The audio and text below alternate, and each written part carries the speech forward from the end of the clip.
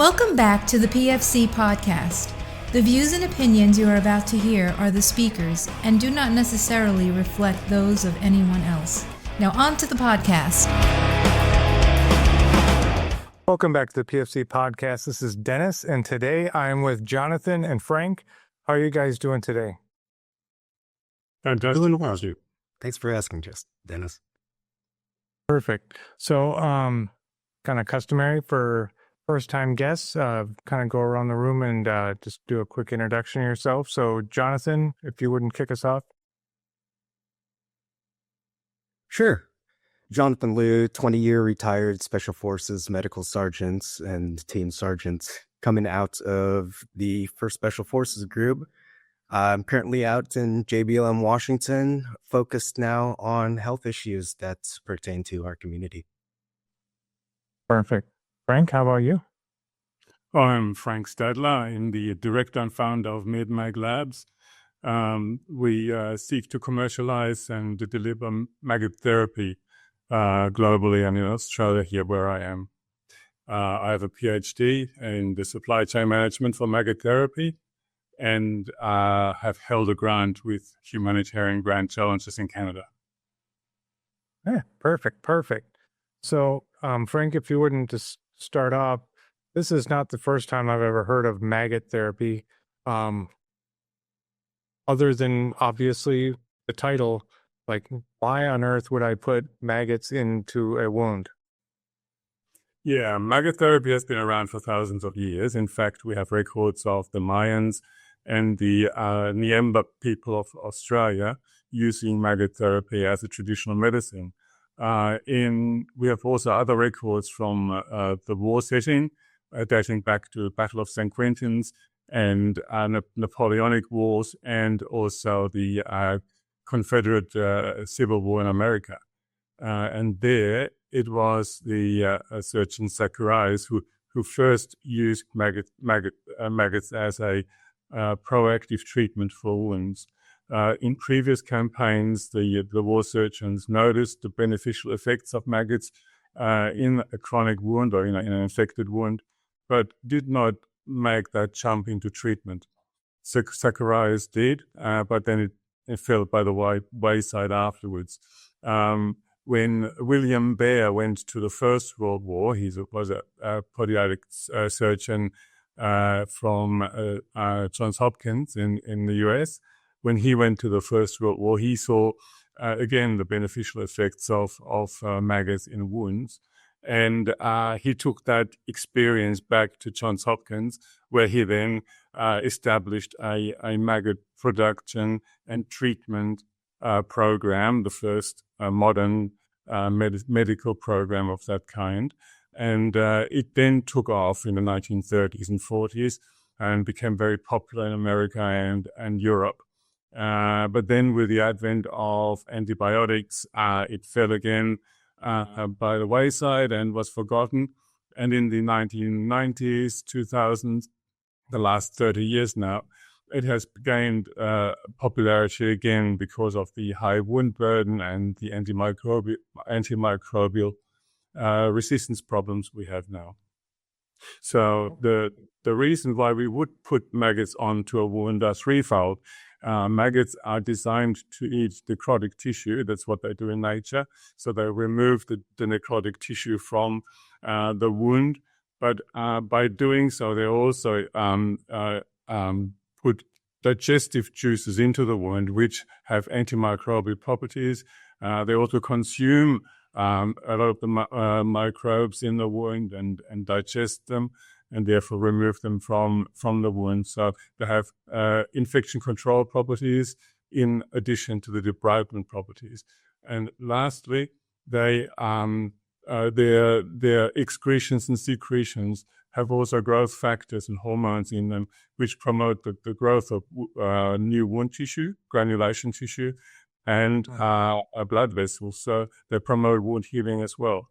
So there are very few treatments, I think probably none, that has those three properties in one package, in one therapy. So there's plenty of reasons why we should use maggots. Okay. I mean, it's being used currently in hospitals. like somewhere in the world, I'm sure, right? Like what, I guess, what conditions or why would I do that versus like just pump them full of antibiotics, do serial wound debridements, honey dressings. Like there's a wound vacs. There's a myriad of techniques to get this done. Of all of those, why maggot therapy? For a start, maggot therapy can be provided affordably and cost effectively, especially in low resource settings. So this is a major point of difference to other wound treatments. And keeping in mind that chronic wounds are a severe healthcare problem, despite all the other modalities that you just mentioned. So what happens in a chronic wound is that often you have the biofilm development, which renders the wound immune to antibiotics and other treatments. Surgical debridement is very coarse and very imprecise, and often people revert back to the chronicity in the wound. So maggot therapy has been shown to be very successful at kicking a chronic wound into the healing cascade, and therefore not reverting it back to status quo as other modalities often do. So you go away, you debride in various ways, and a few weeks down the track, the wound is back where it was. This does not appear to happen with maggot therapy. In maggot therapy, the wound is actually pushed into that positive healing cascade and develops and heals, starts to heal and not go back. Okay. So I guess currently, patients like with diabetic necrosis of wounds, I would imagine they're probably a big candidate because you can just pump them full of antibiotics and essentially you're just doing serial debridements until they lose the extremity. And then you move on to the next. Okay. So, are there any reasons why understood like the necrotic part of it, but is that the important part of it? Because say I have a fresh blast injury or a badly mangled limb, or that the perfusion isn't going to be the greatest. Is there any benefit to early maggot therapy, or do we try the others, and when that fails, then we try maggot therapy? Well, I'm a believer of earlier maggot therapy rather than later, not waiting for it to become a problem, the necrosis or the infection. Of course, you would need to treat the wound first to make sure it's stable and the patient is stable. And if you can afford to cover the wound up for a couple of days, which is required with maggot therapy, then by all means, try maggot therapy. Not only does the maggots debride the wound, but also they provide this prophylactic infection control when they're on the wound. So in the austere setting, that would help to maintain the patient in a good state and the wound and prepare the wound for future grafting or other interventions, while the patient is out of reach of surgical care, for example. So to my mind, maggot therapy should be used earlier rather than later. Okay. So obvious, we just talked about like diabetic ulcerations, blast injury, penetrating things. What about things like burns? Has maggot therapy ever been used on burned type patients? Yes, absolutely, with very good success. Maggots can maintain again a good infection control on a burn, which is always a problem with burns. Also, the debridement effect is there, and when maggots, we haven't talked about that yet, but when maggots can be placed into a mesh bag, they don't need to be directly on the wound. So there's two modalities. One is where the maggots are placed directly onto the wound and have access to all the parts of the wound. And the other is where the maggots are sealed in a mesh bag, pretty much like a tea bag. And when that is the case, and that tea bag is then placed onto the wound, the mechanical impact on the wound is not as great. So in burns, you have the pain issue, and debridement of burns is very painful. So having the maggots placed onto the burn in that bag would alleviate much of the pain issue. There would be still some, but not as bad. And so any maggot therapy is not only indicated for wounds that are chronic, there can be also acute wounds that require debridement, like a burn, for example. Oh, perfect. So, Jonathan, obviously, my guess is you're looking at this from a more austere perspective, which I think is always wise. I guess what brought you to this, and what do you think now that you've been kind of delved into it? Sure. So I got brought into this actually because I got very, very interested in what to do with what are we going to do with some of the really big problems we're looking at, specifically when we're looking at the Indo-PACOM theater. So I just spent the past 2.5 years or so as the senior enlisted medic for first group. And the majority of those 2.5 years was running around Indo-PACOM, throwing up red star clusters and red flags up saying, we need to start looking at this supply chain issue that we're going to have. Because the fact is that it doesn't take a whole lot to disrupt the health service support supply chain. We saw that very recently during the pandemic. We see it currently right now with national ketamine distribution, just because a tornado hit one single factory in the United States. You compound that now with 70 to 80% of our antibiotics are made internationally, and the precursors to many of the world's antibiotics, 70 to 80% of those, it's estimated, are made in China.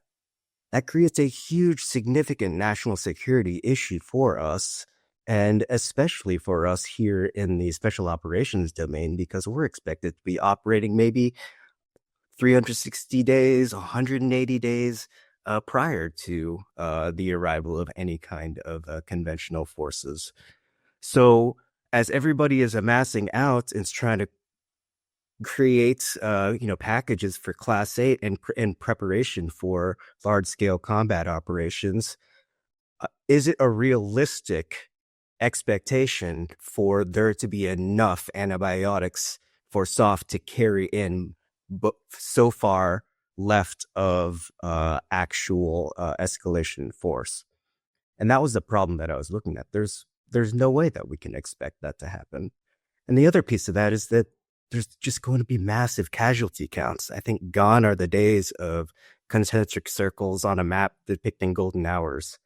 I think the question now is no longer, how do I get my guy out, my injured casualty out and evacuated and sped to the rear? I think the question that we need to be asking now is, how do I keep my guy alive, my casualty alive, until the frontline trace comes back to me and the big green conventional machine meets us and we get reunited with the friendly lines?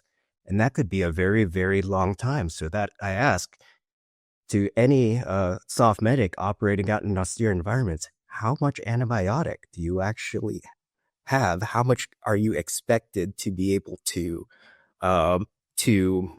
have in possession, and how are you going to use that frugally to be able to ensure that you do the most good for the most people? It's not like we're creating any more antibiotic once we're out in our area. Yeah. And I thought what was beautiful about maggot therapy was that, the particular fly species that we're looking at bottle flies, green bottle flies, is endemic in virtually every part of the world that we're operating in. And the ability to be able to simply capture, clean, and raise maggots for this purpose is something that we're just not going to be able to do to any kind of scale with antibiotics per se. So in a way, it is kind of a force multiplier for health service support and for class 8, if you would, because we can take it from where we are and create it and be able to leverage that to potentially affect the outcomes of our future casualties in a large scale combat operation scenario. No, that makes 100% sense, especially when you're talking about, obviously, we're talking about trauma injuries or some kind of penetration or burns or something like that. I don't think maggots are going to help with leishmaniasis or like dengue or something like that. But at least if you can reduce the burden and the amount that you need, extend what you have, it's always a smart choice. So that was another question I had is, like, can I just get random flies? Does it have to be a specific fly? I imagine bot flies are probably not a great choice. Probably not. No. I actually did an experiment while I was in the Philippines earlier in 2023, and I was able to utilizing a protocol that was actually collaborated on with Frank and a colleague to locally procure materials necessary to catch the specific fly species that we were looking for. And it's a green bottle fly. The species of it eludes me. The actual binomial nomenclature of it eludes me at this point. But I was able to actually procure. Yeah, I was actually able to procure this particular fly and get it to lay eggs and get maggots out of it, all within the course of maybe 3 attempts of trial and error. So a little bit of a learning curve, but we're not talking about a learning curve of it. This took me 6 months to perfect. This was a side project that I would go and check on over the course of a week and a half, and I had a viable source to be able to continue on, clean these maggots and potentially utilize them for future patients. So the green bottle flies, are they the only kind of flies that are utilized, or are there others? Or yeah, I would defer to Frank on that one. Yeah, please, Frank. Yeah, so fortunately, we use caliphoid flies. There's this shorthand for flies that specialize on necrotic tissue and cadavers. So they don't feed on live tissue. As you mentioned, the bot fly or the screwworms, we don't want them because they feed on live tissue. So fortunately, those caliphoid flies are very widespread. There's 1 or 2 or 3 species that we know of in each of the biogeographic regions in the world that we would have access to and could utilize. And these are only the ones we know have been used already and have been documented in the literature, in the papers. There are hundreds of more species out there that are potentially useful.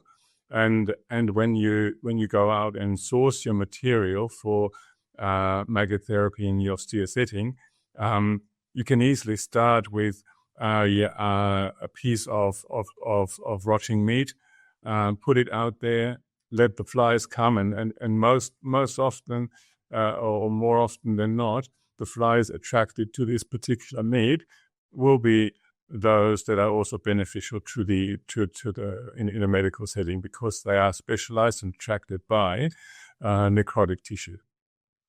Okay, so that's essentially how you catch them, right? Just a special. If you want necrotic tissue type flies, and put necrotic tissue type bait out, and you collect them. Now, I've trapped them in a jar with my rotten meat. How on earth do I clean these? Do I even need to clean the fly, or is it the maggot that's important? So in a modern setting, in a modern Western clinical setting, one would expect medicinal maggots that are germ-free or largely germ-free. We achieve that by harvesting the eggs of the flies and surface sterilizing these eggs with chemicals. And then the eggs are then reared for a day or 2 on a sterile medium. And that ensures that the whole life cycle up to that medicinal maggot is sterile. and the maggots that are placed onto the wound are largely sterile.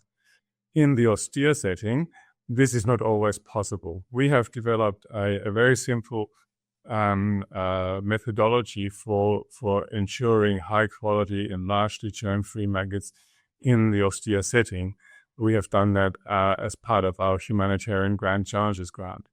We call it the DIY lab, so do it yourself. And when you do this, you can get very high grade maggots that are safe to the patient. Stepping back into even more austere settings where you don't have access to the materials we have used, it is possible to use undisinfected eggs or very young maggots of a known species or of a species that is effective. However, the risk is there, a minute risk is there that you would get additional infection in the patient. But it is a very small risk, and anecdotal and documented cases of accidental fly infestation in people. We call that myiasis. Accidental infestations routinely lead to very good health outcomes in patients. There have been documentations where people were lying with an open skull fracture in a ditch for a week and were then infested by maggots. And what normally would lead to a certain death within a couple of days, the maggots maintained a systemic health of the patient, and after removal of the maggots, the patient was fine without any brain infection, without any other negative impact. So, and there are a number of cases like this that demonstrate to us that medicinal maggots or maggots in general, when found on a wound in the wild, are quite safe in most cases. So, to answer your question, we can use what we've got. Ideally, we deal with really sterile and clean maggots, but if we don't have that available to us, then we can use a lesser quality as well. Okay. And I mean, like you mentioned, the infections that, say you did nothing, you just threw a piece of meat out there, you'd grab some flies, whatever maggots happen to be there as well, and we use that. The infections that did happen, even if they're just anecdotal instances, were not life-threatening. You know, we're not talking sepsis, we're not talking life-threatening. No. We have talked about William Baer earlier on, the surgeon from the World War I. When he came back to Johns Hopkins, he tried first treatment with less sterile maggots, and he had some difficulties with Clostridium, and so he then went and surface sterilized his eggs and maggots, and that fixed the problem up nicely. In the austere setting, I am not personally aware of any of these reports on myiasis that have indeed resulted in a fatality. So most of the reported cases, they report them and say, "Oh, how awful! There were maggots in the wound. We removed them. The patient was good, was happy, but they haven't reported on the maggot therapy leading to fatal outcomes. Indeed, they have to usually admit that the wound looks really good after they have removed the wild maggots from the wound." Okay, very good. So, I've caught my flies. I've got the maggots as clean as I possibly can by whatever mechanism I have found. How do I do this? Do I just drop them in the wound? Like, how many? Is there like a certain number per size of wound? So usually we use around 8 maggots per square centimeter of wound. That is, but a few more or less is not a drama. If you use far too many maggots, then you might have problems with pain. The patient will notice more pain, or with excessive numbers of maggots, the patient might have elevated ammonia levels because maggots, when they excrete into the wound, that they excrete ammonia, and that raises the pH, which is good. You want that because it controls infection as well, the higher pH level. But it can cause trouble. But this is very rare and almost unheard of, because you would need thousands upon thousands of maggots in the wound for this to be a problem. Maggots, as I said before, we can put them directly into the wound. We call that free-range application. And if you do that, then you would want to create a cage dressing on top of the wound so the maggots stay in place for the 2 or 3 days that they're in there, and do not run away into the healthcare environment. Of course, in the austere setting, that might be less of a problem rather than in the hospital setting, but it is still preferable that you have control over your maggots, and that's why we do this cage dressing. Alternatively, you can place them into a mesh bag, and then you don't have all these problems. It's very simple. You place your maggots onto the wound in the mesh bag, put gauze dressing around, and that's it. With both treatment modalities, you would have to control the exudate from the wound. When maggots are in the wound, you would tend to be wet and exude. And so you capture that with an extra gauze dressing on top and replace it regularly. And after 2 or 3 days, you take the maggots off and replace them if needed. If there is a further requirement for debridement and infection control. So the dressings that we put on, you mentioned a cage dressing. Is that like a wet to dry kind of dressing, where you're just essentially covering over the wound and having either some kind of ACE wrap or tape it in place? Like, how do you get this cage dressing? Yeah, so cage dressings can be as simple as a piece of fabric, a shirt sleeve, for example, taped around the extremity and taped to the skin so that the maggots stay in place. Or there can be a high-tech mesh dressing, a nylon dressing that is taped to the peri-wound area on top of a barrier of hydrocolloid tape. So you place the hydrocolloid around the peri-wound area, place the maggots into the wound, and then tape this mesh dressing, that mesh onto the hydrocolloid to form a maggot-proof barrier that they can't escape, but still can breathe through the mesh. We have guidance on how to apply mesh, free range and bagged dressings. You can find them very easily on our website. You might want to share that later on with your community. Yes. And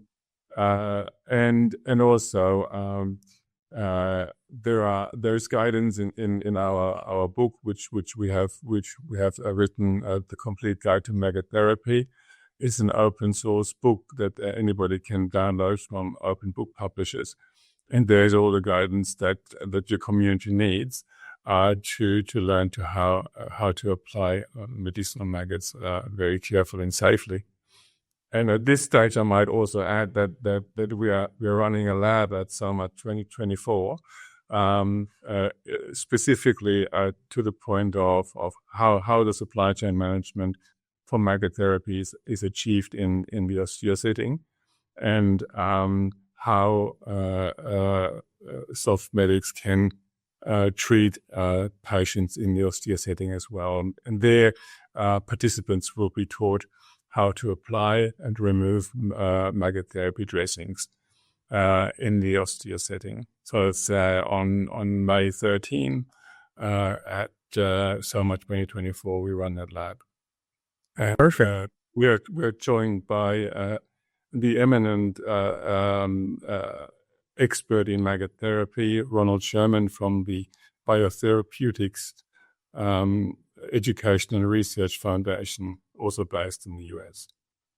Perfect. So other than the free-range maggots, you mentioned you can put them in a bag. Is there any reason why you would do one versus the other? Primarily, it is convenience and the patient and medic acceptability. So producers in the West in the modern setting have found that they have more commercial success when they place maggots into a bag, and so they're out of sight and and easy to remove at the end of the therapy. So it's convenience, but if you're after fast and effective treatment, then free-range maggots in the wound, directly in the wound, is far superior.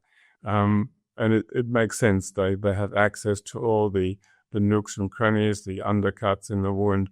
They have access that they can use their mouth hooks. So maggots do not have a chewing mouth part like a beetle, for example. They have to liquefy their food in the wound before they can ingest it. And the only means of mechanical loosening of that necrotic tissue they have is two mouth hooks that they use sort of probing in the wound tissue, which they cannot do as effectively when they're in a bag. And also their body is covered in the tiny microscopic spines, and their movement across the wound also aids to the loosening of necrotic tissue, and also the interruption or disruption of the biofilm in there. So from a therapeutics point of view, free-range maggots are always superior, but from a marketing and sales point of view, the bags win out in the Western setting. Okay. Yep. That 100% makes sense. I would probably freak out if I woke up and there was a bunch of maggots in my cut. But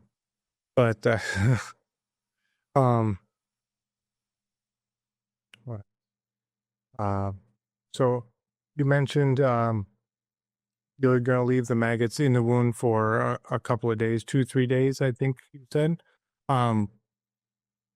So when it comes time to remove them, are you just removing them and 1,000 flies are coming out of it, or are we just picking these out because they're in another stage? So maggots will not continue to feed beyond 2 to 3 days. So when they have reached their late third instar or late third stage of development, then they want to leave their food source and pupate into a fly. And basically, the hungry kind of metamorphosis kind of process is happening. Yeah. And so you will never have a maggot stay back in the wound. So they, after 2 or 3 days, when they're satiated, they want to be out. And we utilize this when we remove the maggots. They're quite willing after 2 or 3 days to come out of the wound, and then the dressing is opened, they're wiped out and irrigated out, and then the wound is assessed and continued with treatment. The maggots then go into a clinical waste stream that cannot be reused for breeding or anything else, or for further treatment. It's impossible. So they become clinical waste when they go in the waste stream. Okay, very good. Then I imagine, like you mentioned, once this first couple days of treatment is over, essentially reassess the wound. How many? Obviously, it's going to depend on how bad the wound was to begin with, but on average, if there was one, how many treatments are generally required? So some patients respond with one treatment, but usually it's 3-4 treatments successively.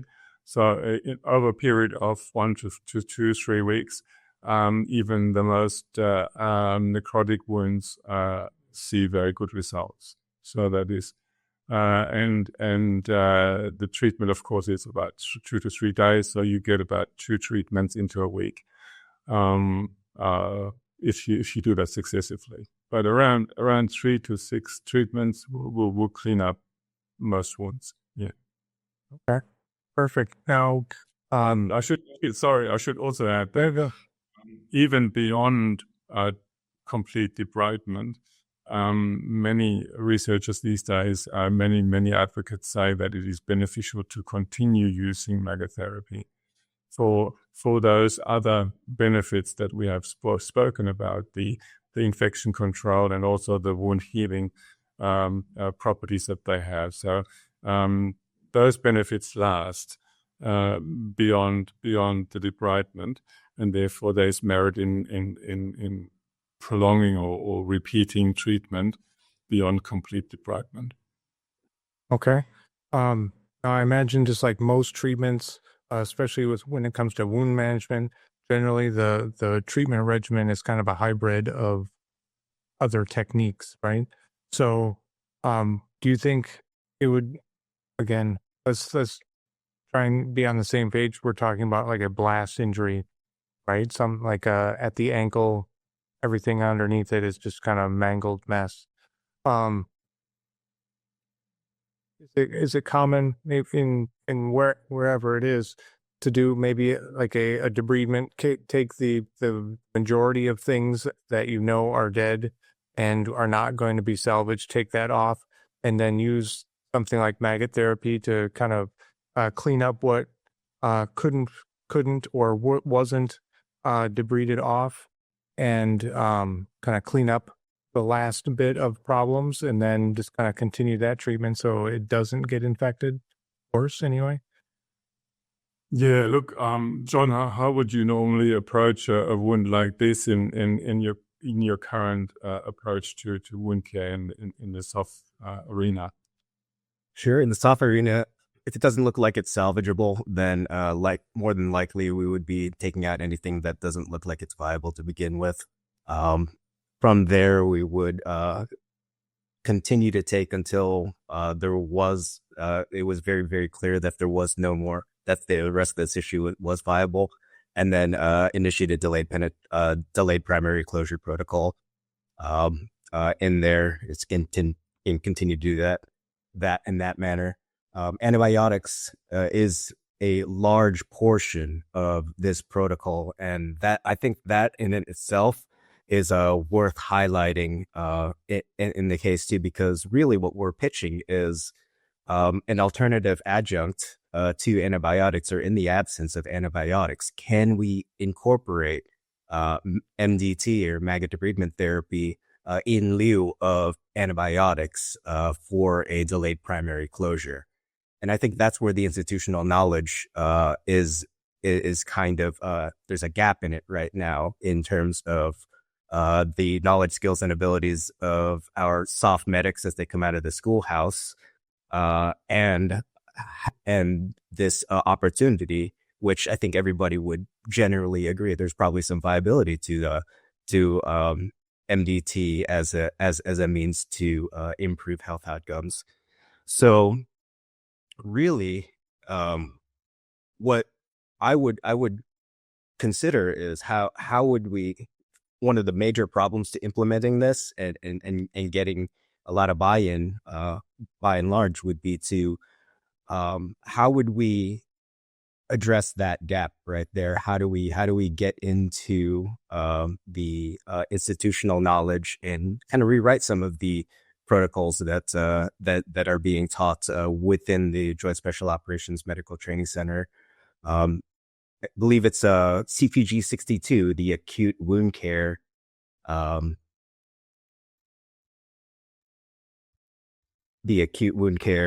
piece, or the acute wound care clinical practice guide there. I think I lost you for a second. Should we be back?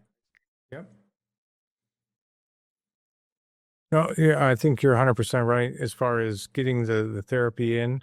I think we also kind of, I wouldn't say take a realistic look.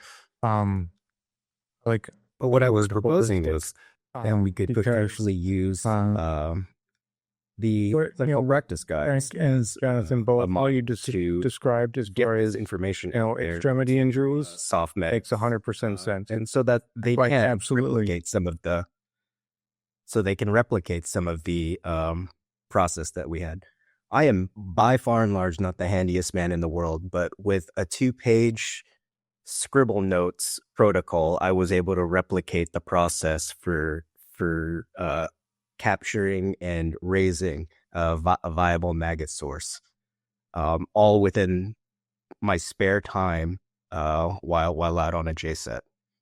So I posit that as if we can get some buy-in from the institution to consider this as a viable means, in the absence of, the best course of action, which are, of course, antibiotics, how then do we build those KSAs in our population so that they can feel comfortable raising maggots, and it just becomes second nature to them, much like water purification or some other menial task that the Junior 18 Delta would be executing on a team.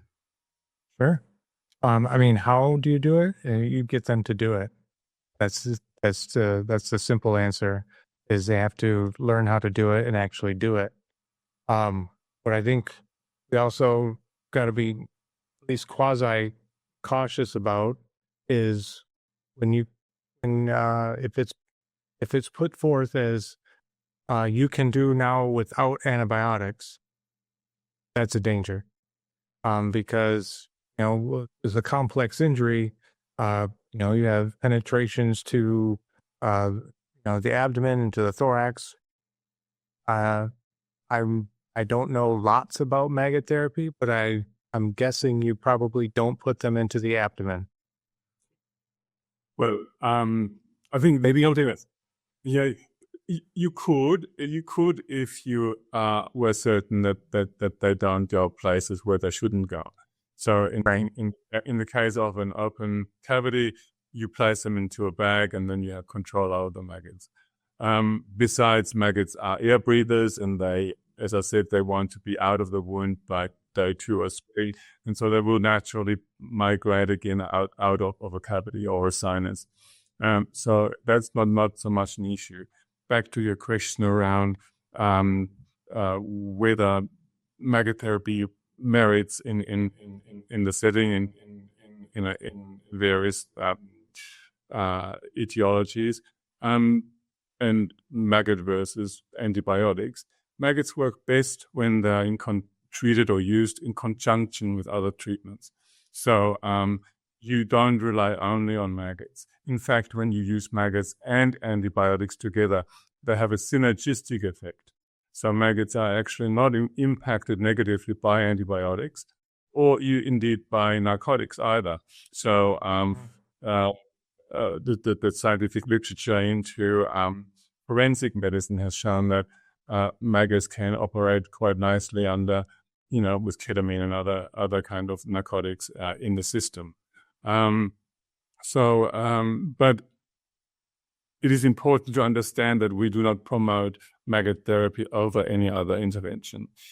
We want to use maggot therapy as one of many tools, and we believe that maggot therapy is the best first tool to use for wound debridement after, of course, the resectioning or sharp debridement at the very beginning.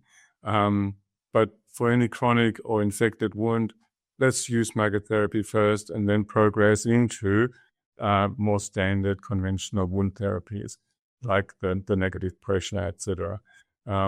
It's just that wonderful impact that maggots have onto the wound, kicking it into that healing cycle that the other modalities fail to do. No, absolutely. And when anybody says, this is going to augment what is current, I'm 100% all ears. And I think you're absolutely right. This could be an augmentation to it. What I would see, I think realistically, to Jonathan's point of what the future may hold, we're probably going to be receiving patients down a line of evacuation and they probably at some point have gotten antibiotics, either because that's what I was taught and that was my knee-jerk reaction. It was dirty and I assumed that was infected, so I just did it. And now, I'm now receiving the patients, like Invance, you need it every 24 hours. Well, do I do another dose of Invance, or do I do another option and save that Invance for another person who needs, kind of on the spot type coverage, just to get them farther down the line so we can do other techniques? Either Jonathan or Frank, we'll start with Frank. So of what we covered, is there anything that I absolutely missed that we really need to talk about? Look, I'd like to stress that maggot therapy is entirely possible, and we are able to create a reliable supply chain in even the most austere setting if there is an institutional will to do so. So we stand ready to further research and develop solutions into making maggot therapy and the production of medicinal maggots in austere settings more effective, efficient, easier for the soldier and the medic, and even with existing tools that we have developed, as Jonathan has verified, we can already safely supply medicinal maggots anywhere in the world. Our aim would be to make that more comfortable to the medic, and introduce solutions that are more professional and in line with expectations that the military has. But this is down the line. Once we get buy-in, once we demonstrate that there is a positive impact in the field, I think that will come naturally. But in the first instance, we want maggot therapy to be out there, be used in the field, and documented, so that medics document the impact that it has in the field, and then bring it back to the schoolhouse and back to the research and development office with us. Yeah, perfect. Jonathan? Yeah, the one thing that I would just want to encourage to the force at large is, this was not a difficult pet project to build a locally procured trap and raise maggots that would be viable for MDT. And it was remarkable to me, after failing twice for simple reasons, like I left the trap too low and a snake got into it, or a goat came and ate my meat. The third time, I had such incredible confidence in my ability and what I was doing that it was almost second nature to me already. And lo and behold, I caught exactly what I needed to and was able to procure what I needed to out of that project. The lesson learned there is that you really just have to take a very hands-on approach to it if you're going to learn how to do this. And it's a whole lot like preparation of the environment.